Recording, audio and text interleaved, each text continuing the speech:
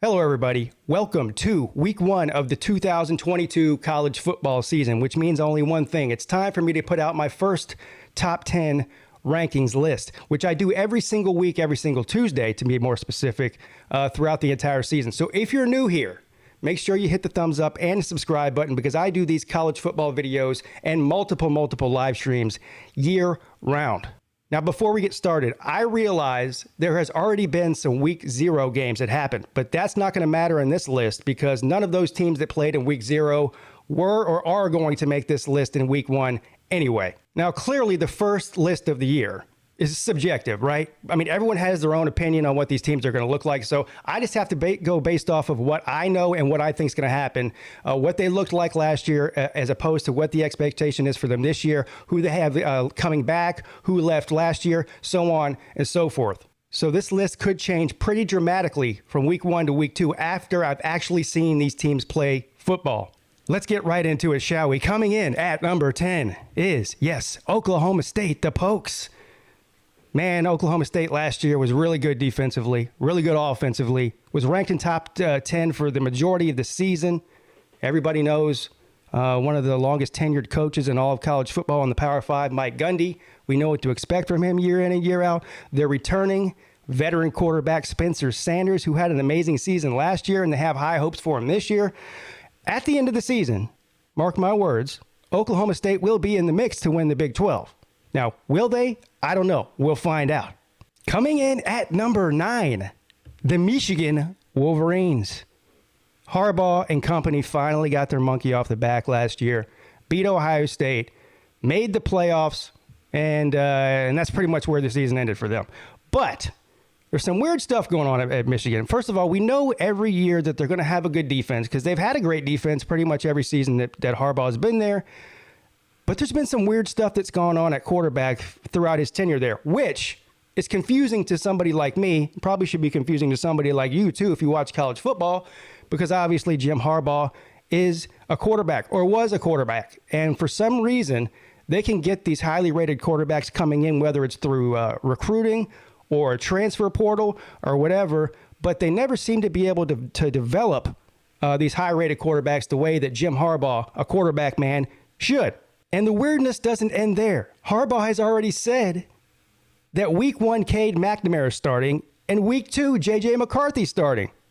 Now, I don't know if he's letting some sort of quarterback competition play out in real time on the field or if he's going to have a two-quarterback system all year. One thing I do know is that the quarterbacks aren't going to like this if it's a two-quarterback system, and I'm sure the fans won't either. But just based on the talent of the team alone and the coaching staff there in Michigan, I have to respectively put them at number 9 to start the season. Now, coming in at number 8, I have the Utah Utes. A lot of people have Utah in their top 4. A lot of people have Utah projected to make the playoffs. I've even seen some people, yes, I have, predict Utah to be in the national championship game. Returning quarterback Cameron Rising did have an impressive season last year with 2,500 yards passing, 20 touchdowns, and only 5 interceptions. And with the coaching changes going on in the Pac-12 with the two big names, right, USC and Oregon, most people believe that Utah, with the talent that they have, is going to run through that conference like a hot knife through butter. And they might. And I'm not from Missouri, but show me. This is the problem I have with Utah. Well, I don't really have a problem with Utah at all, but I feel like we've seen this movie before with them, and maybe this is the year that they finally break through. I don't know. But until they can prove to me that they can live up to the hype and the expectation, I'm having them at number 8.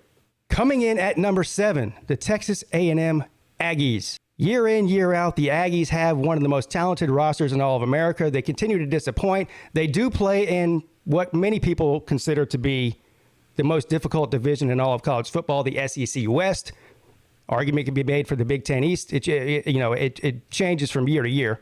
But there is a little bit of a quarterback controversy going on at A&M. Maybe there really isn't a controversy, but Jimbo Fisher isn't helping the matter by some of the comments that he's making. He refuses to name a starting quarterback. Now, whether or not he knows who the starting quarterback is or not, he's not letting us know. But it is interesting what's happening with that. So you have Max Johnson coming in. He's a transfer from LSU. Ironically, one of the best games of Max Johnson's career was a win against who? Yes, Texas A&M. Not only did he win against Texas A&M, but he threw for 300 yards and 3 touchdowns against Texas A&M. So it will either be him or Haynes King, who was the quarterback for A&M last year, ended up leaving the season early due to injury. I know a lot of people have Texas A&M higher on their rankings than I do, which is completely fine. I get it. And I believe they'll probably move up this list from week to week for the next 3 or 4 weeks. So no disrespect to the Aggie man.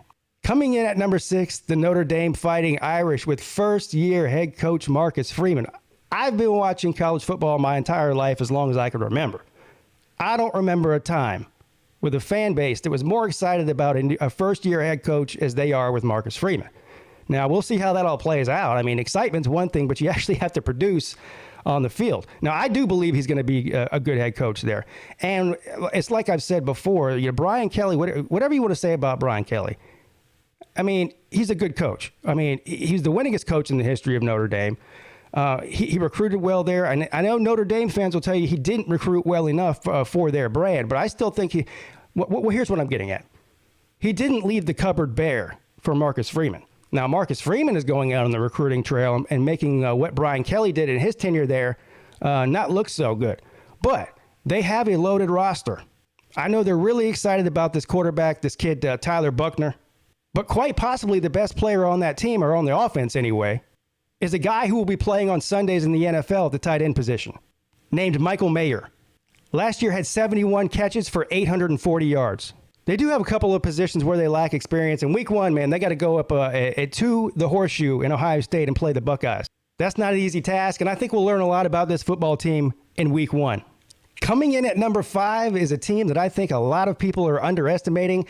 I actually have this team, Baylor, as you see here, making the college football playoff. Yes, you heard it. I believe Baylor is going to win the Big 12 and have either 0 losses or 1 loss going into the end of the season after the Big 12 championship is played, and will make the college football playoff. I think there's an argument to be made that Dave Aranda is one of the best 5 head coaches in the country. And if I was a Baylor fan, I'd want the Bears administrations to do whatever they have to do to make sure that Dave Aranda stays at Baylor. There's some high expectations for that quarterback, Blake Shapen. He was the backup last season, but when he did have to come in, he played great, including an impressive showing in the Big 12 championship against Oklahoma State, where all he did was throw for 3 touchdowns and 0 interceptions in their win. I believe in you, Baylor. Don't let your boy down. All right, so now we're down to the top 4, and I think 3 and 4 on my list are interchangeable, and I'll just put them up at the same time. So you got Clemson at 4 and Georgia at 3. In my opinion, the higher you get on this list, the harder it is to rank these teams, especially since we haven't seen any of them play yet. The reason I have Clemson at 4 is because I believe they're going to have the number 1 defense in the country. And I also believe they're going to fix a lot of the offensive problems they had last season. It's going to be extremely interesting to see how DJ looks week 1 against Georgia Tech. We should know a lot after that game. Well, in my estimation, we'll know if he's going to be the starting quarterback for the entire season or not. No disrespect to Georgia Tech. Well, maybe there is some disrespect to Georgia Tech. But if he doesn't light it up against them, then I don't know. I just think you got to move on at some point. But I am pulling for DJ, so we'll see how he does. And then we have number 3, Georgia. I mean, it speaks for itself. They have one of the most loaded rosters in the country. They lost a lot after last season's national championship team. And I do want to say this. Being a fan of a team that's won multiple national championships, recently, I know that the national championship hangover thing is real for most teams, right? Maybe not for Alabama, and maybe there's been a couple of years where Clemson was a national championship winner and still made it back to the playoffs the following season. But that's a very rare scenario, and in that scenario, it usually means you have a Heisman caliber type quarterback to lead you there. I could spend the next hour talking about Stetson Bennett, but I'm not going to. We all know the situation with the quarterback down there. All right, look, he got it done last season with an all-time defense. So in my estimation, in order for them to get back to the playoffs and make another national championship run, they're going to have another all-time defense. Can they do it? Who knows? We'll find out. Now, when it comes down to number 2 and number 1 on my list, they are also interchangeable in my eyes. I have Alabama at 2 and Ohio State at 1. Well, hey, Pete, why is that? Why would you have Ohio State 1? Well, in my estimation, Ohio State has the best roster in the country this year. Offensively, they are going to be ridiculous. They had a few hiccups last season defensively, so if they can get that fixed, this is going to be a hard team to beat. Everybody knows I talk a lot of trash about Ohio State on this channel, but I'm not blind. They are my preseason pick to not only play in the national championship, but win it. And having Alabama at number 2, whatever. I mean, they're also one of the most talented teams in the country. You never count Alabama out. They have a returning quarterback who won the Heisman last year. I mean, should I just go down the list of players on that team that are going to be playing on Sunday? It's ridiculous as well. So I don't think it's disrespectful at all to have Alabama at number 2 instead of number 1. We all know what they're capable of doing year in and year out. So there you have it, folks. Oklahoma State at 10, Michigan at 9, Utah at 8, A&M at 7, Notre Dame at 6, Baylor at 5, 4, Clemson, 3, Georgia, 2, Bama, and 1, Buckeyes. Leave your questions, comments, and criticisms below in the comment section. And again, make sure you hit the thumbs up and the subscribe button if you haven't done that already. I'm checking out.